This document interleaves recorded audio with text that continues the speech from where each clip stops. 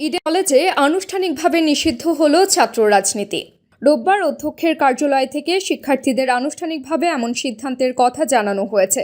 অধ্যক্ষ অধ্যাপক ফেরদৌসী বেগমের সই করা অঙ্গীকারনামায় বলা হয়েছে, শিক্ষার্থী ও শিক্ষকের সিদ্ধান্ত অনুযায়ী ইডেন মহিলা কলেজকে ছাত্র রাজনীতি মুক্ত ঘোষণা করা হলো।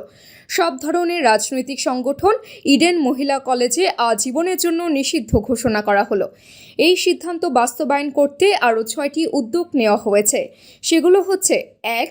ইডেন মহিলা কলেজের অফিসিয়াল ওয়েবসাইটে ছাত্র রাজনীতিমুক্ত ক্যাম্পাস লেখা থাকবে। 2. এ ব্যাপারে কর্তৃপক্ষের দায়িত্বে পরবর্তীতে গ্যাজেট প্রকাশ করার জন্য ব্যবস্থা নেওয়া হবে। 3. প্রতিষ্ঠানের অধ্যক্ষ, উপাধ্যক্ষ ও সব শিক্ষক নিজ দায়িত্বে গণমাধ্যমে ইডেন মহিলা কলেজকে রাজনীতিমুক্তের ঘোষণা দেবেন। 4. শিক্ষার্থীদের ভর্তির সময় ক্যাম্পাসে ছাত্র রাজনীতি না করার অঙ্গীকারনামা দিতে হবে। 5.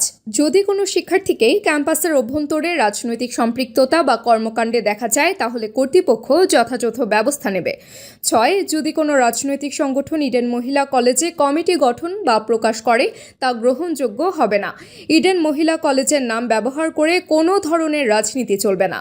অপরদিকে কলেজ প্রশাসনের এমন উদ্যোগকে স্বাগত জানিয়েছেন সাধারণ শিক্ষার্থীরা।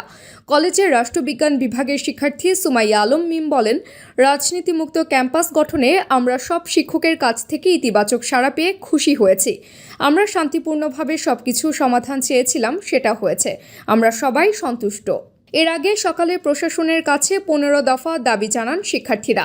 দাবিগুলো হচ্ছে: 1. কলেজের প্রধান ফটক রাত 9:30 পর্যন্ত খোলা রাখতে হবে এবং পর্যাপ্ত নিরাপত্তা দিয়ে 3 নম্বর গেটের পকেট গেট ছাত্রীনিবাসের মেয়েদের জন্য খুলে দিতে হবে।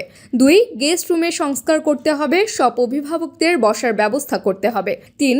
ইডেন মহিলা কলেজ টু নারায়ণগঞ্জ, ইডেন মহিলা কলেজ টু রামপুরা, ইডেন মহিলা কলেজ টু মিরপুর, ইডেন মহিলা কলেজ টু সাভার, ইডেন মহিলা কলেজ টু গাজীপুর, ইডেন মহিলা কলেজ টু নরসিংদী রুটে বাস চালু করতে হবে।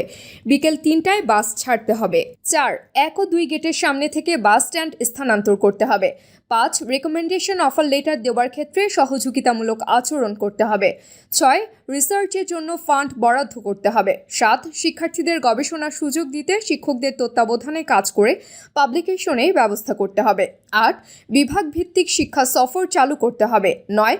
বাঁধনের কার্যক্রম পরিচালনার জন্য একটি স্থায়ী কক্ষ বরাদ্দ করতে হবে। 10.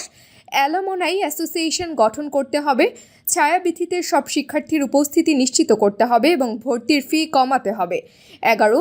শিক্ষা প্রতিষ্ঠানের সিকিউরিটির দায়িত্বে থাকা ব্যক্তিদের পরিবর্তন করতে হবে। পেশাগত দক্ষ ব্যক্তিদের নিয়োগ দিতে হবে। 12. 2024-এর শহীদদের স্মরণে স্মৃতিসৌধ নির্মাণ করতে হবে।